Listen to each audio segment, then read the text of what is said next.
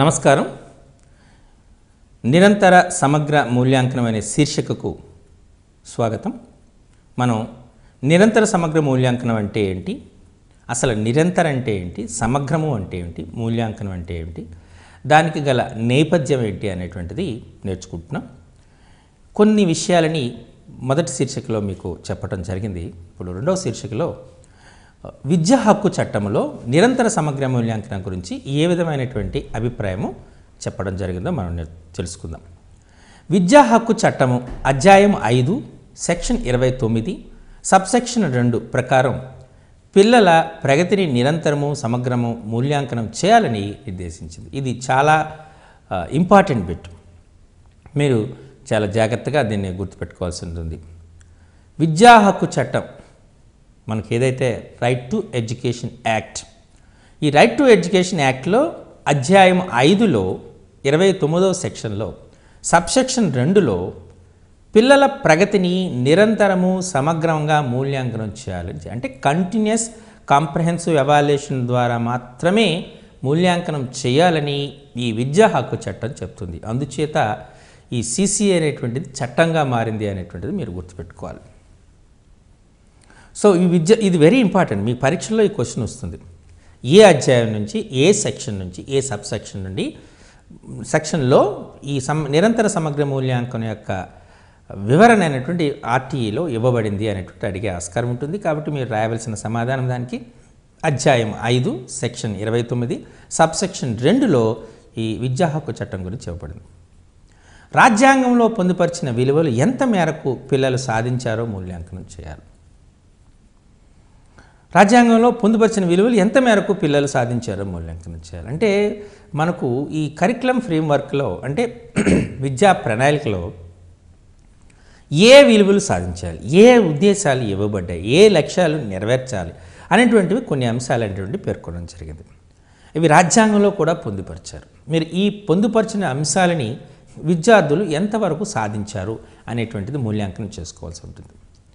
పిల్లల యొక్క శారీరక, మానసిక, ఉద్వేగ అంశాలన్నింటినీ అనగా సర్వతోముఖాభివృద్ధిని, సర్వతోముఖ వికాసాన్ని మూల్యాంకనం చేయాలి.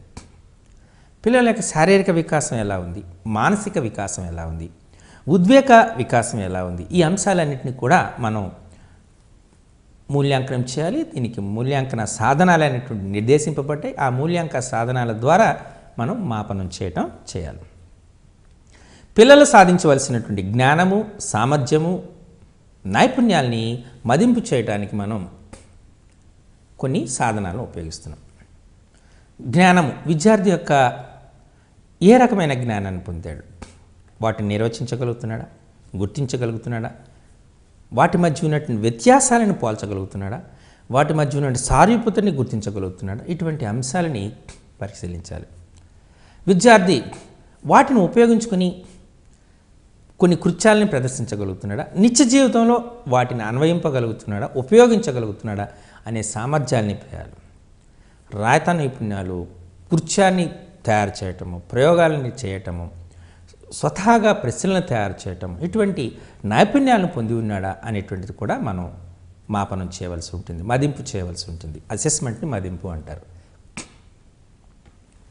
బాలల పూర్తి సామర్థ్యం మేరకు శారీరక, మానసిక శక్తులు అభివృద్ధి చెందాయా లేదా అనేటువంటిది మూల్యాంకనం చేయాలి.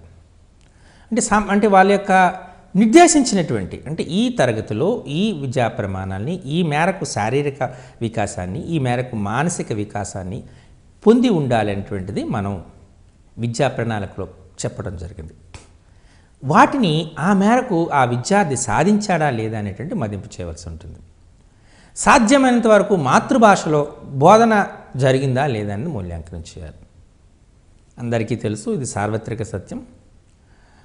ప్రాథమిక స్థాయిలో విద్యార్థి తన మాతృభాషలో నేర్చుకుంటే ఆ అంశాలపైన పట్టుత్వం వస్తుంది అనేటువంటిది సార్వత్రిక సత్యం. అందుచేత ప్రాథమిక స్థాయిలో విద్యార్థి అనేది మాతృభాషలోనే బోధన చేయాలి అనేటువంటిది జరుగుతుందా అనేటువంటిది మనం మూల్యాంకనం చేయవలసి ఉంటుంది. మనం ఈ మధ్య జరిగినటువంటి ప్రపంచ తెలుగు మహాసభల్లో తెలుగుని తప్పనిసరి చేశారు. అంటే తెలుగు భాషలోనే ఉద్యోగస్తులు కూడా సంతకం చేయాలి అన్నట్టు. అంటే మాతృభాష యొక్క విలువని విద్యార్థులు గుర్తించేటట్లు చేయాలి, ఉపాధ్యాయులు కూడా దానిని అభివృద్ధి పరిచేటట్టుగా ప్రయత్నం చేయాలన్నది దీని అర్థం. భయరహిత వాతావరణంలో భావాన్ని స్వేచ్ఛగా వ్యక్తం చేసేలా మూల్యాంకనం జరగాలి. విద్యార్థిని భయపెట్టేటట్టుగా ఉండకూడదు. పరీక్ష అనేటువంటి భావన కలగకూడదు. విద్యార్థి స్వేచ్ఛాపూరిత వాతావరణంలో పరీక్ష రాయాలి, అతను పరీక్షించాలి. ఏ విద్యార్థి కూడా, అందుకని మనకు సైకాలజీలో ఉన్నటువంటి తబుల్ల రస అనే పదాన్ని ఇప్పుడు మనం విడిచిపెట్టేస్తున్నాం, తొలగించేసాం. తబుల్ల రస అంటే బ్లాంక్ మైండ్. విద్యార్థి మైండ్ అనేటువంటి ఏమీ రాయబడిన నల్లబల్ల అనుకోవద్దు, తప్పు. విద్యార్థికి కొంత మానసిక, శారీరక, ఉద్వేగపూరితమైన వికాసాలు ఉంటాయి, జ్ఞాన వికాసం కూడా ఉంటుంది, జ్ఞాన నైపుణ్యాలు కూడా ఉంటాయి. వాటిని ఉపాధ్యాయుడు గుర్తించి మెరుగుపరచవలసినటువంటి బాధ్యత ఉంటుంది. కాబట్టి పరీక్షించేటప్పుడు విద్యార్థికి ఏమీ రాదు అనే భావన కాకుండా విద్యార్థికి కొంత తెలుసు అనేటువంటి భావనతో విద్యార్థికి సహకరించి పరీక్షని నిర్వహించాలి. ఆ విధంగా నిర్వహించేటప్పుడు విద్యార్థి ఎంతో ఆసక్తిదాయంగా పరీక్ష రాస్తాడు, భయరహితమైనటువంటి వాతావరణంలో పరీక్ష రాయడానికి చేస్తాడు. అందుచేత విద్యార్థి స్వేచ్ఛగా ఆలోచించేట్టుగా ఉండాలి. ప్రశ్నలు కూడా తను ఇచ్చినటువంటి ప్రశ్నలు కూడా సంక్లిష్టంగా కానీ లేకపోతే 3-4 ప్రక్రియలు ఉన్నటువంటి కానీ ఉండకూడదు. ఉపయోగించినటువంటి భాష కూడా చాలా సరళంగా, స్పష్టంగా ఉండాలి. ఇది నిర్దేశించబడినటువంటి రైట్ టు ఎడ్యుకేషన్ యాక్ట్లో, విద్యా హక్కు చట్టంలో చెప్పబడినటువంటి అంశం. పిల్లలు జ్ఞానాన్ని అర్థం చేసుకునే విధానాన్ని, దానిని వివిధ సందర్భాల్లో అన్వయించగలిగేటటువంటి సామర్థ్యాన్ని పెంపొందించేట్టుగా ఉండాలి. అంటే మూల్యాంకనం చేయాలి. విద్యార్థి కేవలం ఆ విషయాన్ని నేర్చుకున్నాడు అనేటువంటి అంశం కాకుండా ఆ విషయాన్ని ఎంతవరకు అవగాహన చేసుకున్నాడు, ఎంతవరకు నిత్య జీవితంలోని ప్రక్రియలతో, దైనందిక కార్యక్రమాలతో అన్వయిస్తున్నాడు, ఉపయోగిస్తున్నాడు అనేటువంటిది అంశం కూడా మూల్యాంకనం చేయబడాలి. మరి అభ్యసనము, మూల్యాంకనం ఎలా ఉండాలి? మూల్యాంకనం అభ్యసనంలో అంతర్భాగంగా ఉండాలి. అది నిరంతరము జరిగే ప్రక్రియగా ఉపయోగపడాలి. అది నిర్వహించడానికి తగిన ప్రణాళిక తయారు చేసుకోవాలి. మూల్యాంకన స్వభావాన్ని అర్థం చేసుకోవాలి. ఈ అంశాలు అనేటువంటివి చాలా ఇంపార్టెంట్. ఆ మూల్యాంకనం అభ్యసనంలో ఆధారంగా నిరంతరము జరిగే ప్రక్రియగా నిర్వహించడానికి తగిన ప్రణాళికలను తయారు చేసుకోవాలి. It's very important. మూల్యాంకనం వేరు, అభ్యసనం వేరు అనేటువంటి భావన అనేటువంటి ఉండకూడదు. మూల్యాంకనం అనేటువంటి అభ్యసనంలోనూ ఒక ప్రక్రియగా ఉండాలి. అది చాలా ఫార్మల్గా జరగాలి, నిరంతరము జరగాలి. నిర్వహించడానికి తగిన ప్రణాళిక ముందుగానే తయారు చేసుకోవాలి. ఏ అంశాలను మూల్యాంకనం చేయాలి, ఆ మూల్యాంకనం యొక్క స్వభావం ఏంటి అనేటువంటిది కూడా అర్థం చేసుకోవాలి. మూల్యాంకనం ద్వారా మనం సాధించే ఫలితం అనేటువంటిది ముందుగానే నిర్ధారణ చేసుకోగలగాలి. ఇక్కడ ముందుగా మనం చెప్పినటువంటి ఒక అంశం ఏంటి అంటే, మూల్యాంకనం అనేది కూడా నేర్చుకోవటమే. Assessment is learning. అంటే మూల్యాంకనం ద్వారా మనం కొంత నేర్చుకోవాలనే భావన ఉండాలి. విద్యార్థిని మూల్యాంకనం చేస్తున్నాం. విద్యార్థిని మూల్యాంకనం చేయడం వల్ల మనకి ఏం తెలుస్తుంది? విద్యార్థిని మూల్యాంకనం చేయడం వల్ల విద్యార్థి ఎంత మేరకు ఆ అంశాన్ని అవగాహన చేసుకున్నాడు, ఏ అంశాల్లో పరిపుష్టతను సాధించాడు, ఏ అంశాల్లో వెనుకబడి ఉన్నాడు, ఆ వెనుకబడడానికి గల కారణాలు ఏమిటి, తను ఆ సందర్భంలో ఉపయోగించవలసినటువంటి బోధనా వ్యూహం ఏమిటి, బోధనా కృత్యాలు ఏంటి, బోధనా పద్ధతులు ఏమిటి, బోధనోపకరణ సామగ్రి ఏమిటి, ఈ అంశాలన్నింటినీ నేర్చుకోవటానికి మూల్యాంకనం ఒకటి ఉపయోగపడుతుంది. వాస్తవమే కదా. రెండవది, అభ్యసనం కొరకు మూల్యాంకనం చేయాలి. అంటే మనం అభ్యసనం చేయటానికి మూల్యాంకనం చేయాలి. ఒక అంశం పూర్తిగా వచ్చిందనుకోండి, మరో అంశానికి వెళ్ళొచ్చు. ఒక అంశం పూర్తిగా నేర్చుకోలేకపోయామనుకోండి, అప్పుడు ఆ మూల్యాంకనం ద్వారా మనం పరిశీలిస్తే తిరిగి పునరభ్యసనం చేయడానికి ఆస్కారం ఉంటుంది. అంటే అభ్యసనం కొరకు మూల్యాంకనం చేయాలి. మూడవది, అభ్యసనం యొక్క మూల్యాంకనం. ఎంత నేర్చుకున్నాడు, ఎంత మేరకు నేర్చుకున్నాడు, ఏ స్థాయిలో నేర్చుకున్నాడు అనేటువంటిది అభ్యసనం యొక్క మూల్యాంకనం. మనం డెమోక్రసీని చూడండి, for the people, by the people, of the people అంటున్నాం కదా. అలానే అసెస్మెంట్ కూడా for learning, of learning, as learning అంటారు. మూల్యాంకనము కొరకు మూల్యాంకనం, అభ్యసనము కొరకు మూల్యాంకనం, అభ్యసనము యొక్క మూల్యాంకనం, మూల్యాంకనము కూడా నేర్చుకోవడమే assessment as learning, assessment for learning, assessment of learning అనేది ముఖ్యమైన అంశం. ఇది చాలా విశిష్టమైనటువంటి అంశాలు. మూల్యాంకనం కూడా నేర్చుకోవటం అంటే మనం ఏ అంశాలని మనం మూల్యాంకనం చేయాలి, ఏ స్థాయిలో చేయాలి, ఏ ప్రక్రియలు చేయాలి, ఏ సాధనాలు ఉపయోగించాలి, ఈ అంశాలని మనం నిర్ణయించడం అంటే నేర్చుకోవడమే కదా. అభ్యసనం కొరకు మూల్యాంకనం, మనం ఏ రకమైన అభ్యసనం జరిగింది, అది నిర్మాణాత్మక అభ్యసనం జరిగిందా లేదా పూర్తి స్థాయిలో అభ్యసనం జరిగిందా అనేటువంటి తెలుసుకోవాలంటే ఖచ్చితంగా మనం అభ్యసనం కొరకు మూల్యాంకనం చేయాలి. మరి అభ్యసనం యొక్క మూల్యాంకనం, అభ్యసనం యొక్క మూల్యాంకనం ఏంటంటే అసెస్మెంట్ ఆఫ్ లెర్నింగ్. అంటే మనం అభ్యసనం పూర్తి స్థాయిలో జరిగిందా లేదా అభ్యసనం అనేటువంటిది మనం ఏ స్థాయిలో జరిగింది, పాక్షికంగా జరిగిందా, సంపూర్ణంగా జరిగిందా, జరిగితే పాక్షికంగా జరిగేటప్పుడు ఏ రకమైనటువంటి పునరభ్యసనం చేయాలి, పునరభ్యసన పద్ధతులు ఏంటి అనేటువంటి తెలుసుకోవడానికి అభ్యసనం యొక్క మూల్యాంకనం అనేటువంటి చాలా అవసరం. మూల్యాంకనం చేయవలసిన అంశాలు ఏంటి? ఇప్పుడు ప్రాథమిక స్థాయిలో 1 నుండి 5 వరకు మనకు ఏ అంశాలు మూల్యాంకనం చేయాలో ఇప్పుడు పరిశీలిద్దాం. ప్రథమ భాష, first language Telugu, Urdu and మనకు జనరల్గా మనకు అధికార భాష అయినటువంటి తెలుగు, రెండవ అధికార భాష అంటే ఉర్దూ. ఈ ప్రథమ భాషలో విద్యార్థిని యొక్క అభ్యసన స్థాయిని మూల్యాంకనం చేయాలి. గణితంలో అభ్యసన చేయాలి. పరిసరాల విజ్ఞానం ఇంగ్లీషు, అలాగే కళలు, సాంస్కృతిక విద్య, ఆరోగ్యము, వ్యాయామ విద్య, పని, కంప్యూటర్ విద్య, విలువలు, జీవన నైపుణ్యాలు. ఈ 8 అంశాలపైన మూల్యాంకనం జరగాలి. మీరు గుర్తుపెట్టుకోవాల్సింది ప్రాథమిక స్థాయిలో ఏ అంశాలపైన మూల్యాంకనం జరగాలి అంటే ప్రాథమిక స్థాయిలో మనం ప్రథమ భాష పైన మూల్యాంకనం జరగాలి. ప్రథమ భాష తెలుగైనా అవ్వచ్చు, ఉర్దూనా అవ్వచ్చు. గణితం పైన, పరిసరాల విజ్ఞానం పైన, ఇంగ్లీష్ పైన, ఇవి మనకు సబ్జెక్టులు అనేటువంటి జనరల్గా 4 అని తీసుకోవచ్చు. తర్వాత సహపాఠ్యాంశాలు కళలు, సాంస్కృతిక విద్య, ఆరోగ్యము, వ్యాయామ విద్య, అలాగే పని, కంప్యూటర్ విద్య, అలాగే విలువలు విద్య మరియు జీవన నైపుణ్యాలు. ఇవి మనకు మూల్యాంకనం చేయవలసిన అంశాలు. మీరు ఇప్పుడు మూల్యాంకనం చేయవలసిన అంశాలు నేర్చుకున్నారు కదా. మరి విషయవారీగా విద్యా ప్రమాణాలు, భాషలు.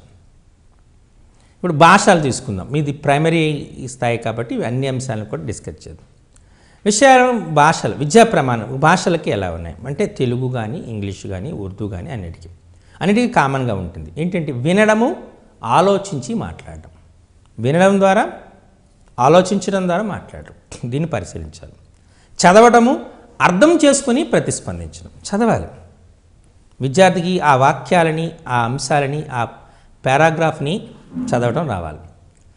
నేర్చుకున్న అంశాలకి తన యొక్క ప్రతిస్పందనని తెలియచేయగలగాలి. మూడవది స్వీయ రచన, సొంతంగా రాయడం. విద్యార్థి సొంతంగా కొన్ని అంశాలు రాయాలి. ఒక పటాన్ని పరిశీలించాడు, ఆ పటంలోని అంశాలు, తాను గ్రహించిన అంశాలు ఏమిటి, దాని యొక్క భావనలు ఏమిటి, ప్రతిస్పందించడం, అవి స్వీయ రచన చేయాలి. పదజాల అభివృద్ధి అంటే ఏ పదాలను ఉపయోగిస్తున్నాడు, ఉపయోగించిన పదాల యొక్క సరళత ఎంత, స్పష్టత ఎంత, విరివిగా ఉపయోగించినటువంటి పదజాలమా, ఈ అంశాలన్నింటినీ కూడా నేర్చుకోవాలి. సృజనాత్మకత, వ్యక్తీకరణ, ప్రశంస అంటే సృజనాత్మకంగా చెప్పగలుగుతున్నాడా లేదా, వ్యక్తీకరించగలుగుతున్నాడా లేదా, అలాగే తన భాష నేర్చుకోవటాన్ని ప్రశంసిస్తున్నాడా లేదా, ఈ అంశాన్ని కూడా మనం మూల్యాంకనం చేయవలసి ఉంటుంది. ఆరవది భాషను గురించి తెలుసుకోవటం.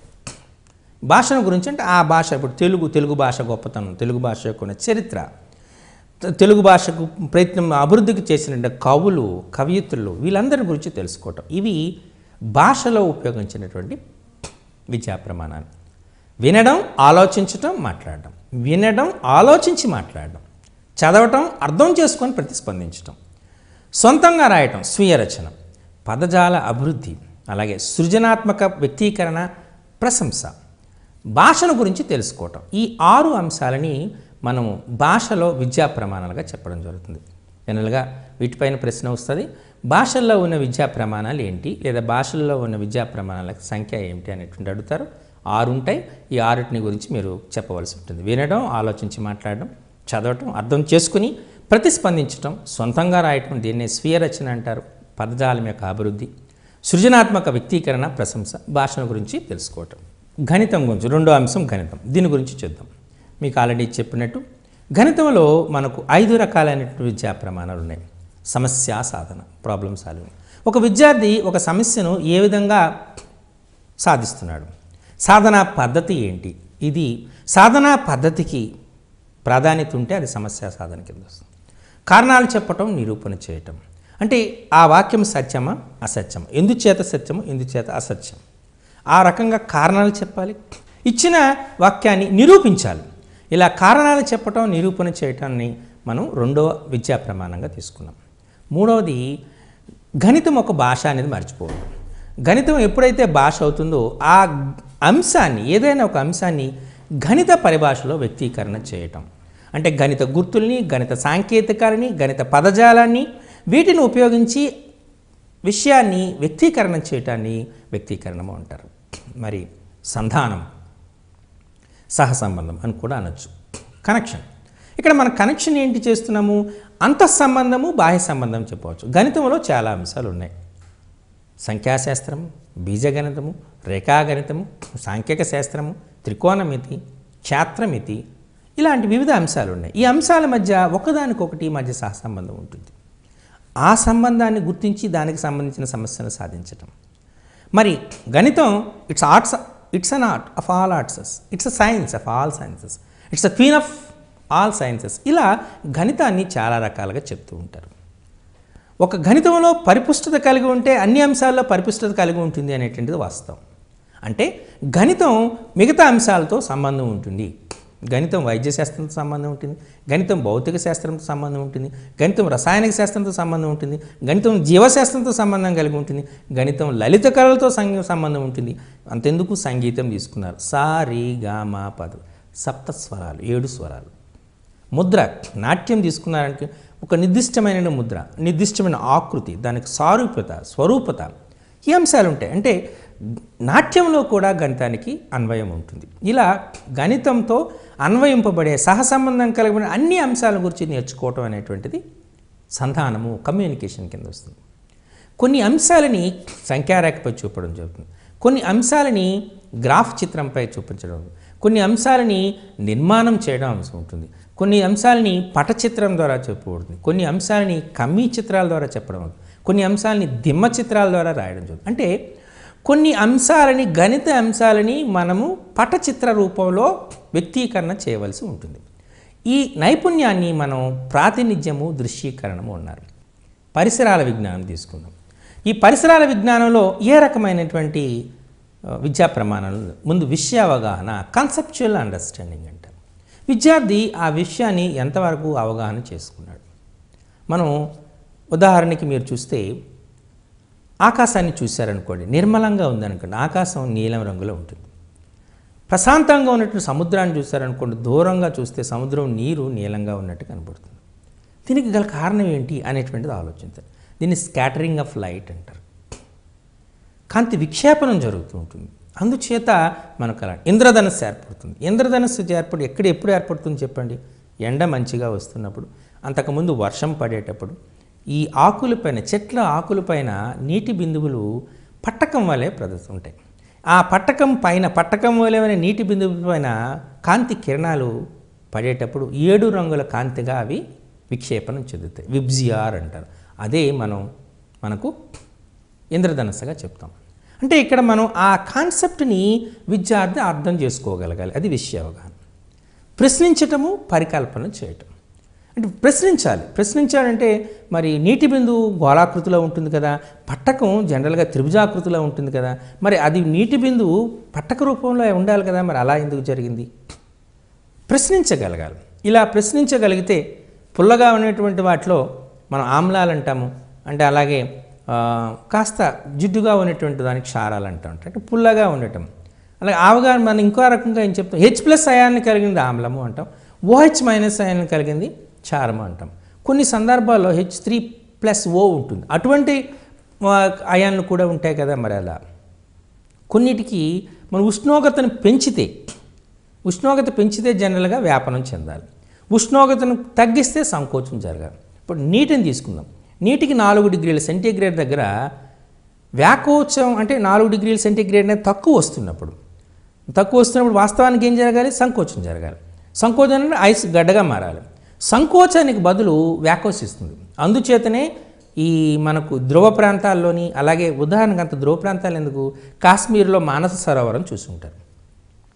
ఈ శీతాకాల సమయంలో మానస సరోవరం పూర్తిగా ఐసుగడ్డగా ఉంటుంది, కానీ దాని క్రింద ఉన్నటువంటి చేపలు జీవరాశులు బ్రతుకుతూ ఉంటాయి.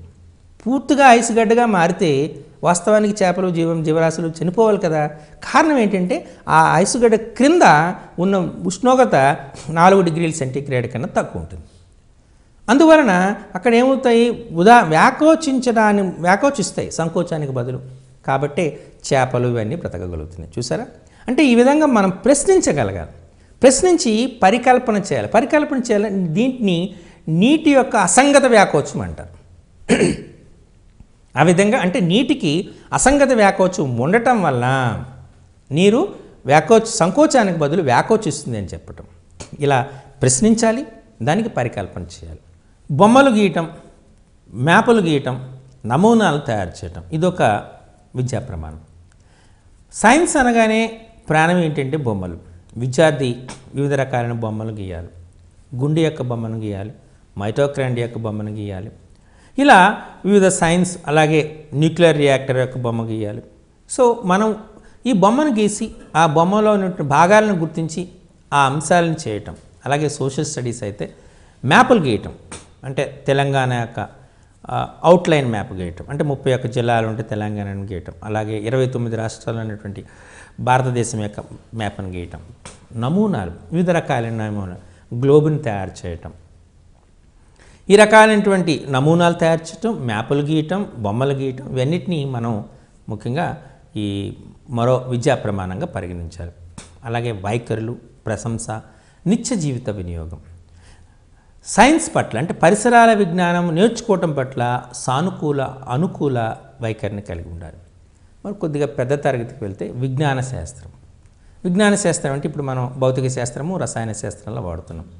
విషయ అవగాహన, ప్రశ్నించటము, పరికల్పనలు చేయటం, ప్రయోగాలు, క్షేత్ర పరిశీలనలు, సమాచార నైపుణ్యాలు, బొమ్మలు, గ్రాఫులు గీయటం, నమూనాలు తయారు చేయటం, తద్వారా భావ వ్యక్తం చేయటం అనేటువంటివి ఈ 5 మనకు ఉన్నాయి. యాక్చువల్గా 6 ఉన్నాయి. సౌందర్యాత్మక స్పృహ, వైఖరుల ప్రవర్తన, వైఖరుల ప్రశంస, జీవ వైవిధ్యము, నిత్య జీవిత వినియోగం. వీటి మీద కూడా మనకు ప్రశ్నలు అడిగే ఛాన్స్ ఉంటుంది. విషయ అవగాహన, కాన్సెప్చువల్ అండర్స్టాండింగ్. విద్యార్థి ఎంత మేరకు విషయాన్ని అవగాహన చేసుకున్నాడని తెలియాలి. అలాగే ప్రశ్నించడం, పరికల్పన చేయటం, మనం పరిసరాల విజ్ఞానంలో నేర్చుకున్నట్లే ఇందులో కూడా సేమ్. ప్రయోగాలు చేయటం, క్షేత్ర పరిశీలన చేయటం, అలాగే సమాచార నైపుణ్యాలు అంటే సమాచారాన్ని వ్యక్తీకరించేటటువంటి నైపుణ్యాలను కలిగి ఉండాలి.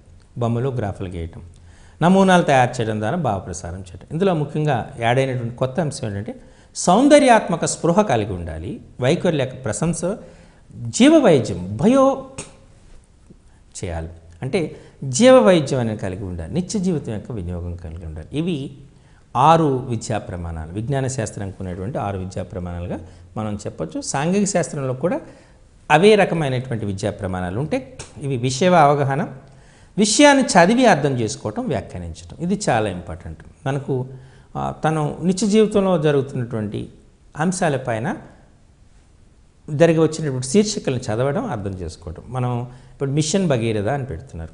మిషన్ భగీరథ యొక్క ప్రాముఖ్యత ఏంటి, ఎంత మేరకు వచ్చింది, ఎంతవరకు మనకు ఉపయోగపడుతూ ఉంటుంది.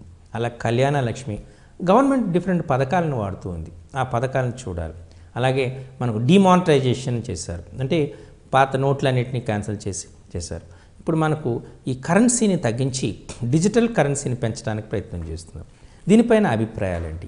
ఇటువంటి అంశాలపైన సమాచారాన్ని సేకరించి అర్థం చేసుకుని వ్యాఖ్యానించడం. సమాచార నైపుణ్యాలు అంటే మనం వివిధ రకాలైన సమాచారాన్ని ఏ విధంగా మనం అందజేస్తున్నాము, దాన్ని అభివృద్ధి పరుస్తున్నాము, ఈ నైపుణ్యాలను కూడా సమాచార నైపుణ్యాలు అంటారు. అలానే సమకాలీన సామాజిక అంశాలపైన ప్రతిస్పందన. సమకాలీన సామాజిక అంశాలపైన ప్రతిస్పందన ఏ విధంగా ఉంది అనేటువంటిది విద్యార్థికి స్వేచ్ఛగా తన అంశాలపైన, సామాజిక అంశాలపైన ప్రతిస్పందించడం నేర్పాలి. పఠ నైపుణ్యాలు ఇంతకుముందు చెప్పినట్టు వారిని వివిధ ప్రాంతాలని గుర్తించటం, వివిధ ప్రాజెక్టులని గుర్తించటం, రైలు మార్గాలను గుర్తించటం, రోడ్డు మార్గాలను గుర్తించటం, వివిధ పట్టణాలని గుర్తించటం ఒక మ్యాప్లో, ఇవన్నీ కూడా విద్యార్థికి రావాలి. సునిశ్చితత్వం, ప్రశంస వైఖరులు. సాంఘిక శాస్త్రం నేర్చుకోవడం పట్ల తన యొక్క వైఖరిని చెప్పాలి. అలాగే నేర్చుకున్నందుకు అభినందనలు తెలియజేయాలి. నిత్య జీవితంలో ఏ విధంగా ఉపయోగపడుతుందో చేయాలి. అంటే ఇది సామాజిక శాస్త్రం కాబట్టి మనకు కొన్ని సునిశ్చితమైనటువంటి అంశాలు ఉంటాయి. మతము, కులము, భాష ఇవన్నీ కూడా చాలా సున్నితమైనటువంటి అంశాలు. వీటిపైన చాలా బ్యాలెన్స్డ్గా విద్యార్థి కానీ ఉపాధ్యాయుడు కానీ స్పందించడం చేయాలి. ఏ మతాన్ని కానీ, ఏ కులాన్ని కానీ, ఏ జాతిని కానీ కించపరిచేటట్టుగా వ్యవహరించకూడదు. మన రాజ్యాంగం ప్రకారం అన్ని మతాలు, కులాలకు సమానమైన ప్రాధాన్యత ఇవ్వబడింది కాబట్టి ఆ సునిశ్చితమైనటువంటి అంశాలను మనం దృష్టిలో పెట్టుకోవాల్సి ఉంటుంది. మరి ఇప్పుడు కళలు, సంస్కృతి. సో వీటితో మనం పాఠ్యాంశాల గురించి పూర్తిగా నేర్చుకున్నామనేటువంటిది మీరు అర్థం చేసుకోవచ్చు. మరి కళలు, సాంస్కృతిక విద్య ఇది సహపాఠ్యాంశం.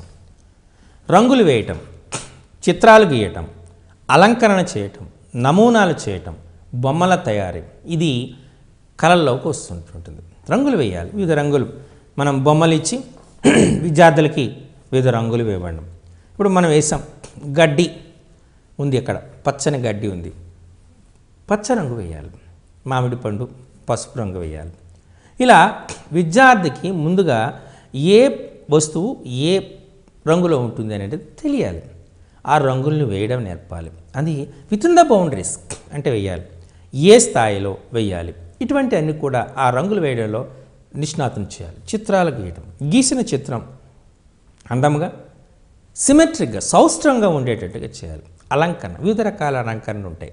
అంటే మనం ఒక పార్కులో తీసుకుందాం, పార్కులో టైల్స్ని అందంగా అలంకరిస్తారు, పుష్పాలని మనం అందంగా అలంకరిస్తూ ఉంటాం. ఇలా అలంకరణ, నమూనాలు, వివిధ రకాల నమూనాలను తయారు చేయించడం, బొమ్మల తయారీ, వివిధ రకాల బొమ్మల్ని తయారు చేయటం, ఇవన్నీ కళల రూపంలో రావాలి. అలాగే ఒరిగామి, టెనోగ్రామ్స్, కుట్లు, అల్లికలు మీరు చూస్తారు. టెనోగ్రామ్స్ వివిధ రకాల ఆకృతిని 8 భాగాలుగా కట్ చేసి వాటిని ఇస్తే విద్యార్థి వాటిని మనం తిరిగి ఒక ఆకృతిని చేయడం. అలాగే కుట్లు, వివిధ రకాలైన కుట్లు, అల్లికలు, వీటిపైన కూడా విద్యార్థికి మంచి అవగాహన వచ్చేటట్టుగా ఉండాలి. పాటలు పాడటం, వాద్య పరికరాల వినియోగం, మంచి గాత్రాన్ని, శాస్త్రీయ సంగీతాన్ని వోకల్ మ్యూజిక్ అంటారు. అలాగే వాద్య పరికరాల వినియోగం, వాద్య పరికరాలు అంటే తబల, వీణ, వివిధ రకాలంటి వాద్య పరికరాలు, పిలన గురవి, వీటన్నిటిని ఉపయోగించడం, వివిధ రకాలుగా ఉపయోగించడం. స్థానిక కళారూపాలను ప్రదర్శించడం, నాటకీకరణ చేయటం, పాత్ర పోషణ, మైమింగ్ అంటే బుర్రకథ, ఒగ్గు కథ, ఇలాంటి స్థానిక బుర్రకథ, అలాగే హరికథ, ఇలా రకరకాలైనటువంటి కళలు ఉంటాయి. ఈ కళని ప్రదర్శించటం, నాటకీకరణం, డ్రమటైజ్ చేయటం, నటించటం, ఒక స్కిట్ తయారు చేయటం, ఆ స్కిట్లో హాస్యాన్ని కానీ లేకపోతే సాంఘికతను కానీ చొప్పించటం, ఇటువంటివి. అలాగే పాత్ర పోషణ, వివిధ రకాల మనం రకరకాల మైమ్ చేస్తూ ఉంటాం, వివిధ రకాలైనటువంటి ఏ విధమైనటువంటి సంభాషణ లేకుండా ఒక అంశాన్ని ప్రదర్శించటం, ఇవన్నీ కూడా కళలు, చిత్రలేఖనంలో వస్తాయి. మరి ఆరోగ్యము, వ్యాయామ విద్య. ఈ ఆరోగ్యము, వ్యాయామ విద్యలో ఆటల్లో పాల్గొనడం, వివిధ రకాలైన ఆటల్లో పాల్గొనడం, అలాగే ఆసక్తి, నియమానుసారంగా నిబంధనల ప్రకారం ఆడటం, క్రీడాస్ఫూర్తి, ప్రశంస, ప్రత్యేక నైపుణ్యాలు కలిగి ఉండడం. ఆటల్లో పాల్గొనడం వివిధ రకాల kabaddi, volleyball, handball, cricket, tennis, ఇలా వివిధ రకాలైన ఆటల్లో పాల్గొనడం. ఆసక్తి, నియమానుసారంగా నిబంధనల ప్రకారం ఆడటం. ముందుగా ఒక ఆట ఆడాలంటే ఖచ్చితంగా ఆ ఆట పైన ఆసక్తి కలిగి ఉండాలి. ఆసక్తిని ఆధారంగానే, అయితే ఆసక్తి ఉంది కదా అని ఇష్టం వచ్చేటట్టు ఆడడానికి పనికిరాదు, దానికి ఒక నిబంధన ఉంటుంది. ఆ నిబంధనలు ముందు తెలుసుకోవటం. క్రికెట్ ఆడారనుకోండి, 11 మంది ప్లేయర్స్ ఉంటారు, ఒకరు బౌలరు, ఒక బ్యాట్స్మెన్, 2 బ్యాట్స్మెన్స్ ఉంటారు. బౌలర్ బౌల్ చేస్తాడు. ఇన్ని కొన్ని నియమాలు ఉంటాయి. ఈ నియమాల్ని ముందుగానే తెలుసుకోవాలి. అలాగే క్రీడాస్ఫూర్తి, ఈ క్రీడాస్ఫూర్తి అనేది చాలా అవసరం. క్రీడలకు క్రీడాస్ఫూర్తి అనేది చాలా అవసరం అని చెప్పొచ్చు.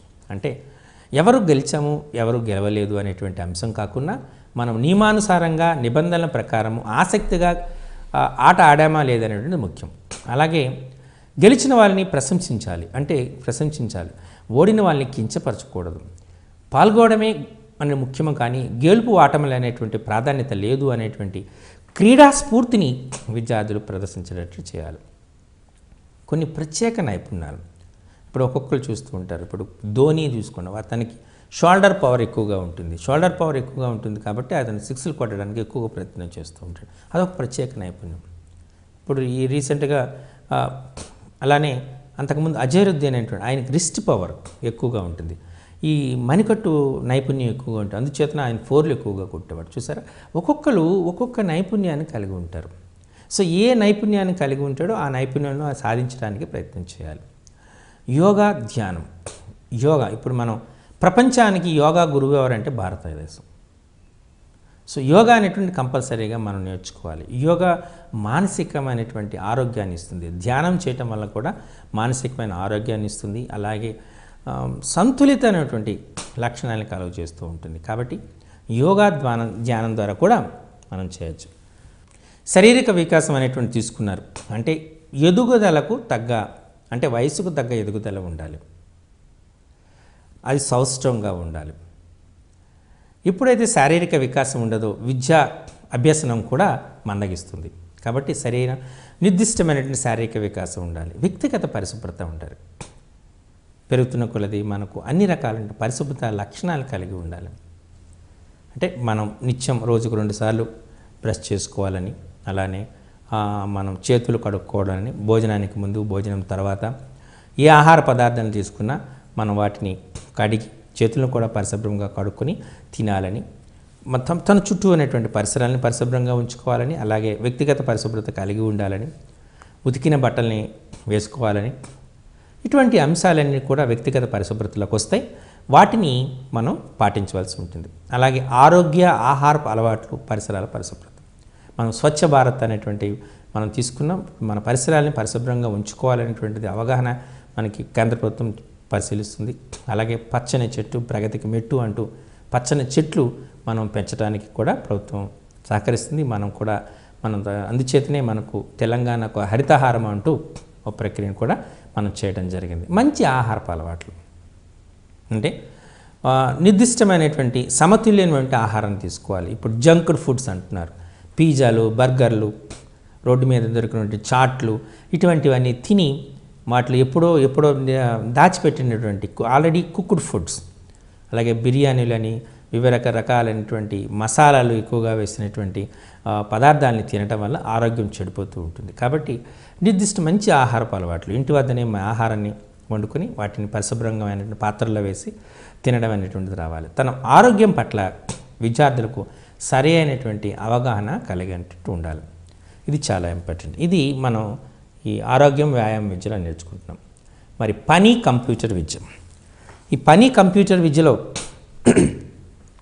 నమూనాలు, వస్తువుల తయారీ, పనిముట్లు, సామాగ్రి వినియోగం. పని చాలా అవసరం. అంటే వివిధ రకాలైన నమూనాలు తయారు చేయటం, పనిముట్లని తయారు చేయటం, పనిముట్లను సేకరించి సామాగ్రిని తయారు చేయటం, ఇది చాలా అవసరం. మనం లెర్నింగ్ బై డూయింగ్ అంటే చేయడం ద్వారా నేర్చుకోవటం, ఇది చాలా ఇంపార్టెంట్. వ్యక్తుల సేవల యొక్క వినియోగం చేసుకోవాలి. అంటే మనం వివిధ రకాలైన వ్యక్తులు సహాయం చేస్తూ ఉంటారు. అంటే కొద్దిమంది ఇప్పుడు వడ్రంగి పని చేస్తారు, కొద్దిమంది బంగారపు పని చేస్తారు, బంగారు ఆభరణాలు తయారు చేయడం చేస్తారు.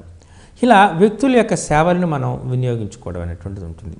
అలాగే ఉత్సవాల్లో పాల్గొనడం, ఇది చాలా ఇంపార్టెంట్. ఉత్సవాల్లో ఎందుకు పాల్గొంటున్నాము అంటే మనకు ఒక సాంఘీకరణ అనేటువంటిది వస్తుంది, అవగాహన వస్తుంది, సమన్వయం వస్తుంది, పరస్పర గౌరవం వస్తుంది, మంచి సామాజిక విలువలు పెరుగుతాయి. అందుచేత ఉత్సవాల్లో పాల్గొనండి అని చెప్పటం.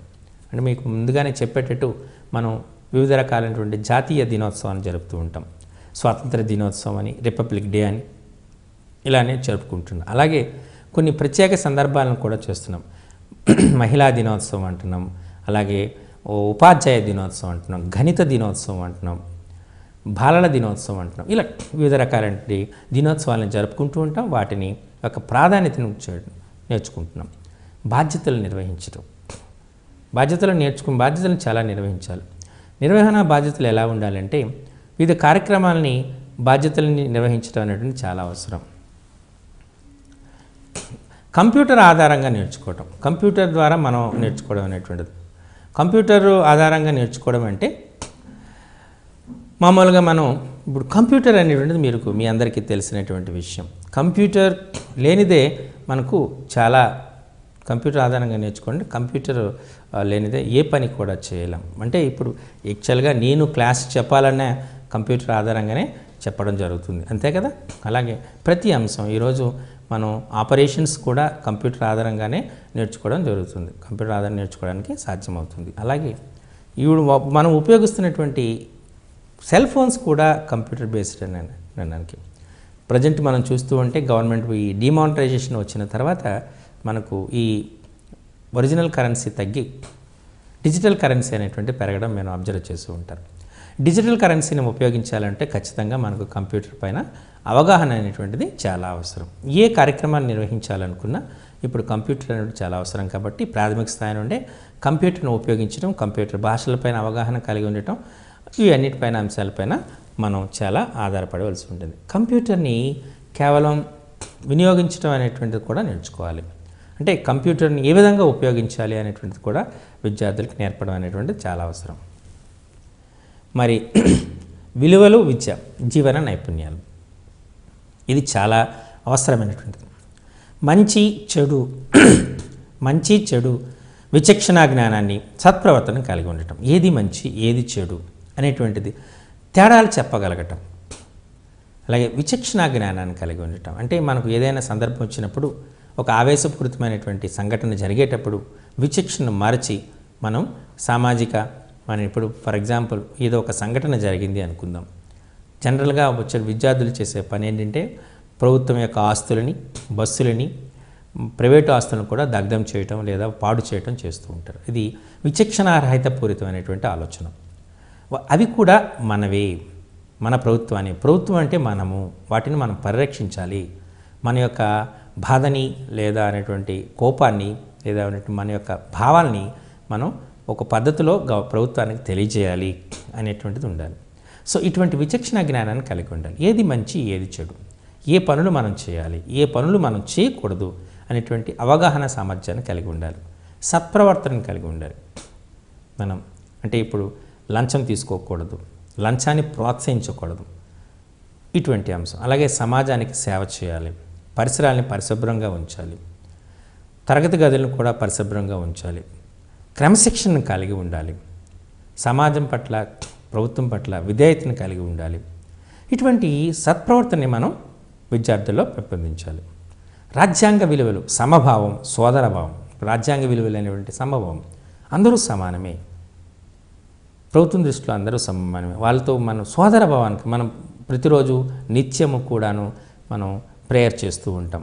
భారతదేశం నా మాతృభూమి, భారతీయులు అందరూ నా సహోదరులు అంటారు. అంటే భారతీయులు తన సహోదరులుగా భావించాలి. కుల, మత, వర్గ, లింగ భేదభావాలు లేకున్నా మనం అందరినీ కూడా ఒకే రకంగా చూడాలి. అప్పుడే మనం మంచి పౌరుడిగా మెలిగేటువంటి ఆస్కారం ఉంటుంది. కాబట్టి సోదరభావాన్ని పెంచాలి, సమభావం, ఈక్విటీ, అందరికీ సమానమే, మనం అందరము సమానమే, మీరు ఎక్కువ వీళ్ళు తక్కువ, ఈ కులం ఎక్కువ ఈ కులం తక్కువ, ఈ భాష గొప్పది ఈ భాష గొప్పది కాదు, అటువంటి భేదభావం ఉండకుండా సమభావాన్ని కలిగి ఉండాలి. సహనము, దయ, తదానుభూతి, వ్యక్తిగత విలువలు ఉండాలి. సహనాన్ని కలిగి ఉండాలి.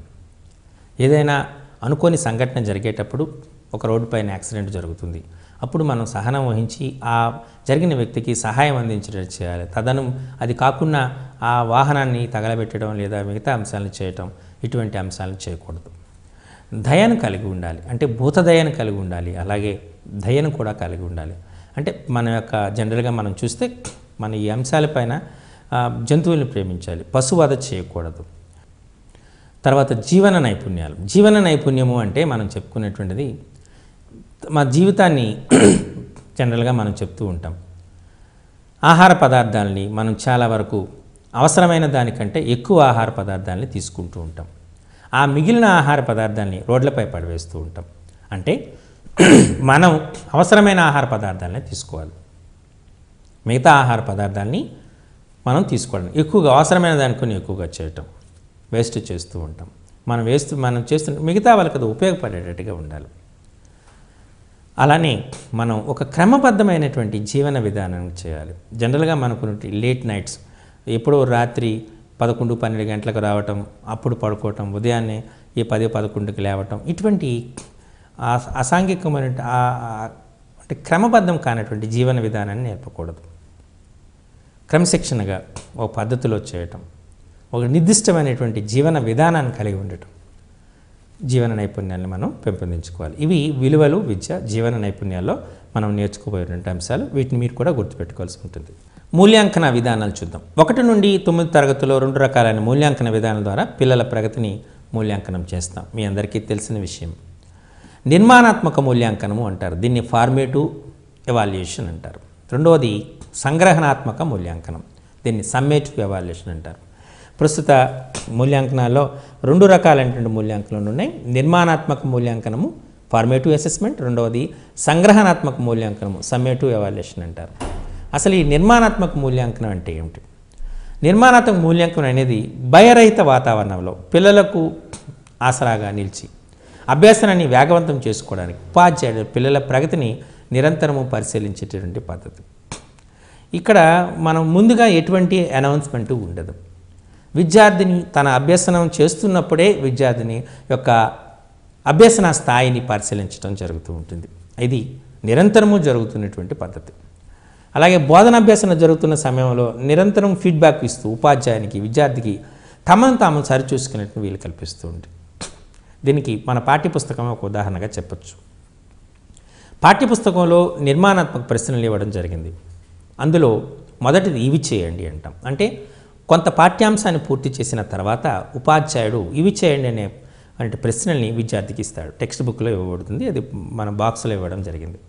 విద్యార్థి ఆ కృత్యాలని, ఆ ప్రశ్నల్ని చేయగలిగాడు అంటే ఉపాధ్యాయుని చెప్పిన అంశాన్ని, పాఠ్యపుస్తకంలో ఇచ్చిన అంశాన్ని పూర్తిగా విద్యార్థులు నేర్చుకున్నట్టు లెక్క. ఒకవేళ ఆ విద్యార్థులు చేయలేకపోతే ఉపాధ్యాయుడు తన బోధనా పద్ధతిని, తన బోధనా వ్యూహాన్ని మార్చి విద్యార్థికి చెప్పవలసి ఉంటుంది. ఆ తర్వాత మనకు వచ్చినటువంటి ప్రయత్నించండి అనే ప్రశ్నలు. ఇందులో విద్యార్థి తన సహ విద్యార్థుల యొక్క సహకారాన్ని తీసుకుని సాధిస్తాడు. మూడవది ఆలోచించి చర్చించి రాయండి. ఇందులో కొద్దిగా టెక్స్ట్ బుక్లో ఇచ్చినటువంటి స్టాండర్డ్ కన్నా కాస్త ఎక్కువగా ఉన్నటువంటిది.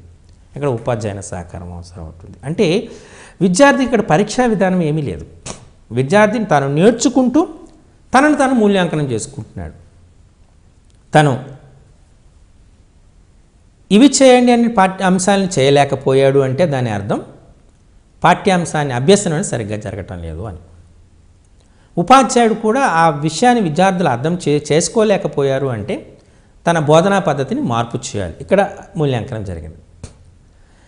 అలానే ప్రయత్నించండిలో కూడా విద్యార్థులు చేయగలుగుతున్నారంటే అభ్యసన ప్రక్రియ వేగవంతంగా జరుగుతుంది అనేటువంటి దానికి విద్యార్థి కూడా ఒక రకమైన మానసిక ఆనందాన్ని పొందుతాడు. తాను ప్రయత్నించండి అనే ప్రశ్నలు కూడా చేయగలుగుతున్నాడు. ఆలోచించి చర్చించి రాయండి అనేటువంటి ప్రశ్నలను కూడా చేయగలిగాడంటే విద్యార్థికి అవసరమైనటువంటి అభ్యసన స్థాయి కన్నా ఎక్కువ ఉంది అనేటువంటిది గ్రహించగలుగుతాడు. ఉపాధ్యాయుడు కూడా అటువంటి విద్యార్థులకు ఏ రకమైనటువంటి బోధనా పద్ధతులను ఉపయోగించాలి అనేటువంటిది నిర్ణయించుకోవడానికి ఆస్కారం ఉంటుంది. అంటే ఉపాధ్యాయుడు విద్యార్థి తనకు తానుగానే సరి చేసుకునేటువంటి ఆస్కారం ఉంటుంది అని చెప్పచ్చు. బోధనాభ్యసనం జరుగుతున్నప్పుడే మదింపు జరుగుతుంది. అంటే మనం అభ్యసనం జరుగుతున్నప్పుడే ఈ మూల్యాంకనం అనేటువంటి జరుగుతూ ఉంటుంది. పిల్లలు అభ్యసన సన్నివేశాల్లో పాల్గొంటూ ప్రతిస్పందిస్తూ ఉంటారు. అభ్యసన ప్రక్రియలో సమగ్రమైనటువంటి, నిమగ్నమైనటువంటి విధానాన్ని పరిశీలించడం జరిగింది. నోటు పుస్తకాలు, అసైన్మెంట్లు, ఇతర రాత పనులు, ప్రాజెక్ట్ పనులు మొదలైనవన్నీ కూడా చేస్తారు. పిల్లల ప్రగతిని, అభ్యసన లోపాలని గుర్తించి నమోదు చేసే పద్ధతి. విద్యార్థి మనం తీసుకుంటే విద్యార్థి ఏ అంశాల్లో నిష్ణాతుడిగా ఉన్నాడు, ఏ అంశాల్లో లోపాలు ఉన్నాయి, వెనుకబడతనం ఉంది, అభ్యసన లోపాలు ఏంటి అనేది గుర్తించి మనం రికార్డ్ చేస్తాం. అలాగే అభ్యసనంతో పాటు జరిగే మూల్యాంకనం ఇది. అంటే ఖచ్చితంగా మనం ఈ పరీక్షకు ఈ రోజులు కేటాయించబడ్డాయనేటువంటి ఎక్కడ ఇవ్వడం జరగదు. అభ్యసనం జరుగుతున్నప్పుడే ఉపాధ్యాయుడు స్వేచ్ఛగా తన మూల్యాంకనాన్ని నిర్వహించే ఆస్కారం ఉంటుంది. మౌఖిక రాత రూపాల్లో పిల్లల ప్రగతిని పరిశీలించి నిర్ధారణ చేస్తారు. అలాగే అతి ముఖ్యమైనటువంటి సవరణాత్మకమైనటువంటి బోధన చేయడానికి దోహదపడుతూ ఉంటుంది. రెమిడియల్ టీచింగ్ మీకు ఇంతకుముందు చెప్పినట్టు ఇవి చేయండి అనే ప్రశ్నలు విద్యార్థి చేయలేకపోయాడంటే విద్యార్థి ఆ పాఠ్యాంశాన్ని అవగాహన చేసుకోలేకపోయాడు అనేటువంటిది మనం చెప్పడం జరుగుతుంది. కాబట్టి ఆ పాఠ్యాంశాన్ని అవగాహన చేసుకోలేడు కాబట్టి ఉపాధ్యాయుడు తన బోధనా వ్యూహాన్ని, బోధనా పద్ధతిని, బోధనోపకరణ సామగ్రిని మార్చి చేయడానికి ఆస్కారం ఎక్కువగా ఉంటుంది. ఇది మనం చేసుకోవాల్సింది. అలాగే పిల్లలు ఎలా నేర్చుకుంటున్నారనే అంశంపై కూడా సమర్థమైన ఫీడ్బ్యాక్ అనేటువంటిది అందిస్తుంది. ఇది మనం నేర్చుకునేటువంటి అంశం. మరి పిల్లలు తమను తాము లేదా జట్టులో మదింపు చేసుకోవడానికి నేర్చుకోవడానికి ఉపయోగపడుతుంది. ఇక్కడ మనం బృంద కృత్యాలు ఇస్తాం, జట్టు కృత్యాలు ఇస్తాం, వ్యక్తిగత కృత్యాలు ఇస్తాం. కాబట్టి విద్యార్థి తమను తామని పరిశీలించుకోవడానికి ఎక్కువగా ఉపయోగపడుతుంది. మనం జనరల్గా మనం 2 సమ్మేటివ్ అసైన్మెంట్స్, 4 ఫార్మేటివ్ అసైన్మెంట్స్ మనం ఉపయోగిస్తాం. ఈ 2 సమ్మేటివ్, 4 ఫార్మేటివ్ అసైన్మెంట్లో మనం పెట్టే లఘు పరీక్షలు పిల్లలు తమకు తాముగానే జట్లుగా గుర్తింపులు చేసుకోవడానికి ఆస్కారంగా ఉంటుంది. ఒక విద్యా సంవత్సరంలో మనం తీసుకుంటే ఒక విద్యా సంవత్సరంలో 2 సమ్మేటివ్ ఎగ్జామినేషన్స్, 4 ఫార్మేటివ్ ఎగ్జామినేషన్స్ అంటే 2 సంగ్రహణాత్మకమైనటువంటి మదింపు, 4 ఫార్మేటివ్ అసెస్మెంట్స్ అనేటువంటి ఉంది. ఒక పాఠ్యాంశం యూనిట్లో మనం తీసుకున్నాం అనుకోండి, ఎప్పుడైనా మనం తీసుకుంటే ఒక పాఠ్యాంశం కానీ ఒక యూనిట్ కానీ పిల్లలు వెనుకబడడానికి కారణాలు గ్రహించి ప్రత్యామ్నాయ బోధన చేయడానికి సహకరిస్తూ ఉంటుంది. ఏదైనా ఒక పాఠ్యాంశంలో కానీ యూనిట్లో కానీ విద్యార్థి వెనుకబడి ఉంటే వాటిని మనం గుర్తించి వాటిని రెమిడియల్ టీచింగ్ చేయడానికి ఉపయోగపడుతుంది. మూల్యాంకనాల ఫలితాల ఆధారంగా ఉపాధ్యాయుడు తన చెప్పినట్టుగా బోధనా వ్యూహాన్ని మార్చుకోవడానికి వీలు కలిగిస్తూ ఉంటుంది. పిల్లలు తమకు తాముగానే మూల్యాంకనం చేసుకోవడానికి, అభ్యసన సామర్థ్యాన్ని పెంపొందించుకోవడానికి, ఎలాగో అర్థం చేసుకోవడానికి మనకు ఉపకరిస్తుందని చెప్పచ్చు. ఈ విధమైన మూల్యాంకనం విధానం వల్ల గత అనుభవాల మీద ఆధారపడి ఉండడంతో పాటు ఏ అంశాలు నేర్చుకోవాలో ప్రణాళికను చేసుకోవడానికి సహకరిస్తూ ఉంటుంది.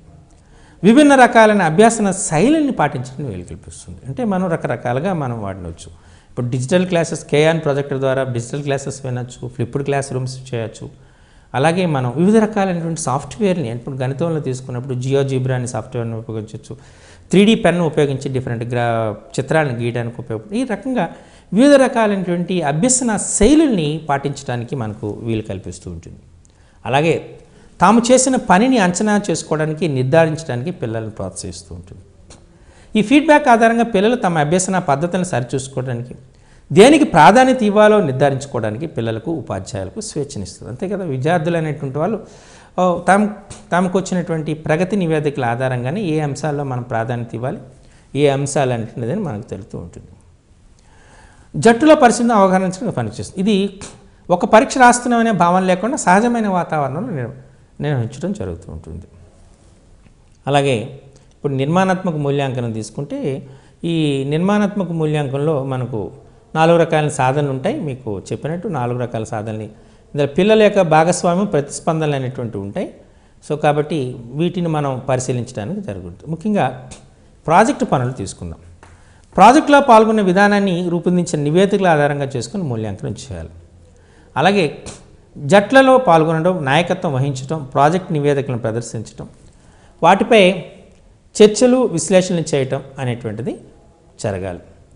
అయితే మనం ఎప్పుడెప్పుడు నిర్వహించాలి అనేటువంటిది ఇది చాలా అవసరం. ఈ నిర్మాణాత్మక మూల్యాంకనం రోజువారీ తరగతి గదులను విధానాలను జరగాలి.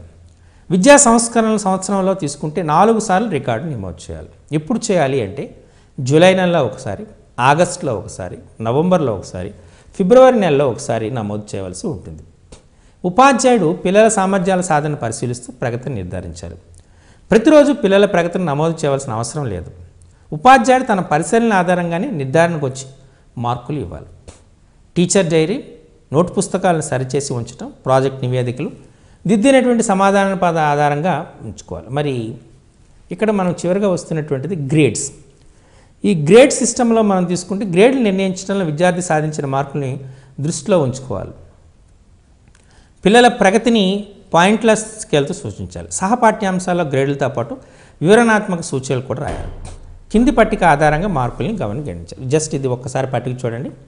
91 నుండి 100 వరకు వచ్చిన వాళ్ళని A1, 71 నుంచి అంటే 81 నుండి 90 వరకు వచ్చినటువంటి వాళ్ళని A2, అలాగే 71 నుండి 80 వరకు వచ్చిన B1, అలాగే 61 నుంచి 70 వరకు వచ్చిన B2, అలానే మనకు మిగతా అంశాలు A1, A2, B1, B2, C1, C2, D1, D and E గ్రూపులు అనేటువంటిగా మనం గ్రేడ్లు చేయడం జరుగుతూ ఉంటుంది.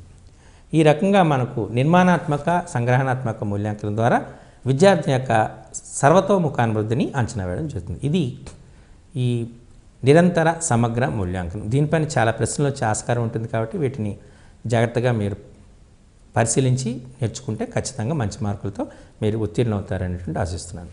నమస్కారం.